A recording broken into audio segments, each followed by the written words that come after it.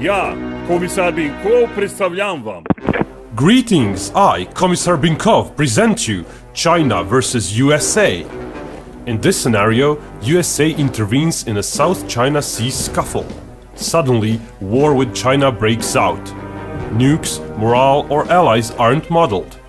But Japan will allow US operations from its existing bases. If hostilities escalate in a matter of days, the greatest US enemy would be geography. US would need time to bring in reinforcements. Currently, US has several fighter squadrons stationed in Japan. They are too weak against China on their own. They would wait for support. Hundreds of additional planes and SAMs would be ready on Japanese soil within a month. US Navy would take longer, due to distance and time needed to activate ships not ready for deployment. China could take the initiative before those US air forces come in numbers. Targets in mainland Japan would be farther away and carry a bigger political penalty. They would also be more easily defended. So China would focus its attacks on more worthwhile targets. Most immediate threat would be the Okinawa bases. A rain of missiles would follow. While China has a large ballistic missile inventory, majority of it would not reach past Okinawa. Cruise missiles can reach past it, but their numbers are not as large. US would have to pack a lot of planes per base to match the Chinese in numbers. But densely packed bases also mean more losses if those bases get attacked. China would follow up missile strikes on Okinawa with air force attacks. China would enjoy numerical superiority and perhaps even a favorable loss ratio. US would be left with unusable bases for as long as China can deny access. US has a vast stockpile of cruise missiles of its own, but they alone are not enough to deliver a fatal blow. War against China would require so many important targets to be hit that the shown inventory would be inadequate. Most of the targets would be repairable within the course of the war. Airbase elements and runways could be repaired within a day or so. Follow-up airstrikes would be needed, but US would lack those planes in the opening stage of the war. China is behind in high-endurance aerial reconnaissance. It also trails in number of special mission surveillance planes. Satellites-wise, China is somewhat closer to parity in some regards, but still trails behind overall. Still, due to limited basing space, US would not be able to use most of these planes at once. Better part of US bases would essentially be safe from continuous missile strikes. They would be too far away for unrefueled Chinese fighters.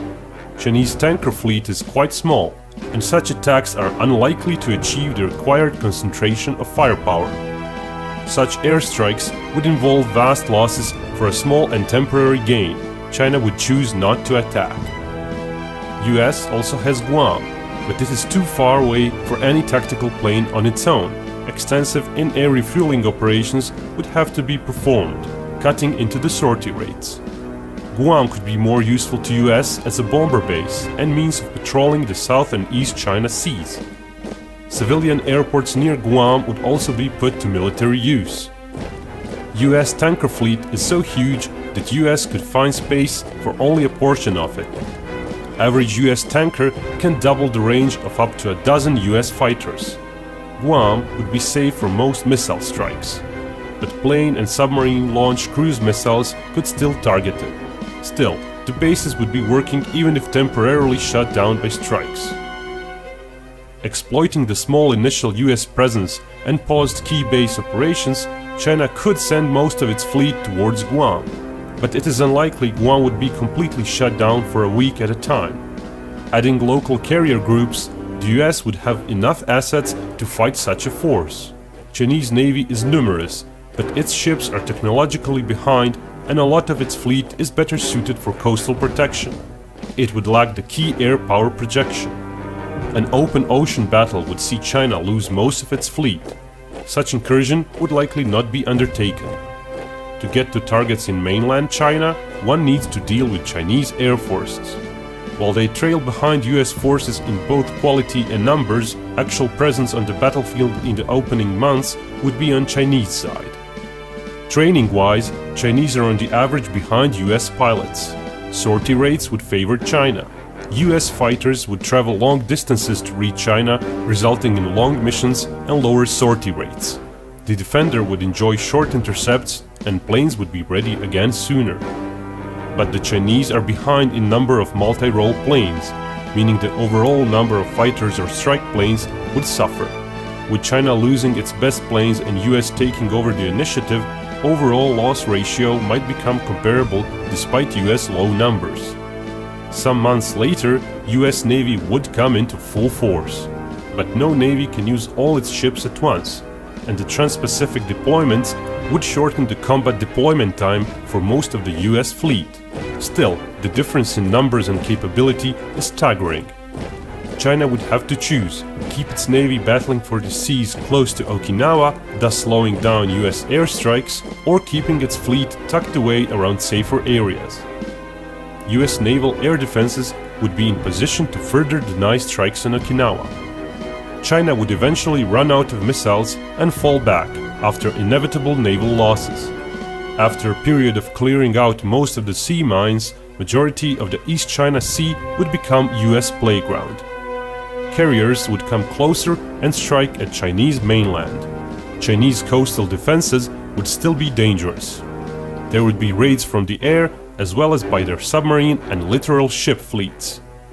Once US rebuilds the potential of Okinawa bases, the real push against China would start.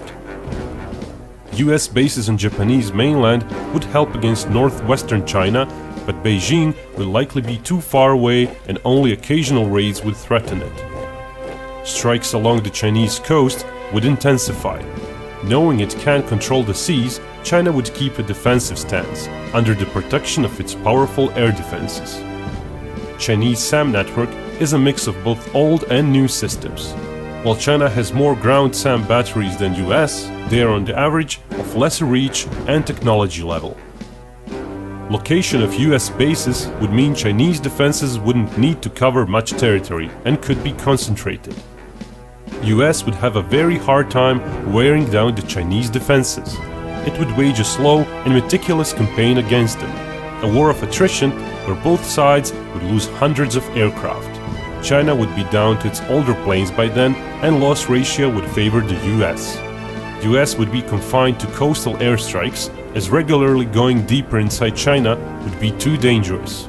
Occasional B-2 strikes against weapon factories might happen, but their fleet would quickly dwindle down to symbolic numbers. Dealing damage to the coast would eventually become easier as the defenses thin out. US would still have a large plane inventory to restock their bases, but amassing firepower would still be problematic. Bombing campaigns in the past involved more favorable conditions and almost no resistance. China would be continuously harassing the attackers. It has enough depth to keep its defenses from being completely destroyed, as well as keep its weapons production running in some capacity. After 6 to 12 months of air war to thin out the defenses, another year might be needed to inflict enough damage to Chinese infrastructure and economy. Outposts in the South China Sea would also fall. But to inflict serious damage, US would need to reach inside China, impossible without a ground invasion. That would require an amphibious landing of unprecedented size against an enemy which would dwarf the landing force. Without a large allied coalition against China and a proper land route, it wouldn't really be possible. Thus ground war would not be considered by US. The Chinese Navy would be in ruin, most of its air force and air defenses wiped out, as well as part of its coastal infrastructure destroyed. Trade-off would be dozens of US Navy's vessels sunk and over 1,000 combat planes lost. It would be a costly victory. Keep in mind, a politically more realistic scenario might involve full Japanese support, and it might require other allies. In such a case, the Chinese defenses would crack sooner, allied casualties would deflate, and damage inflicted would rise.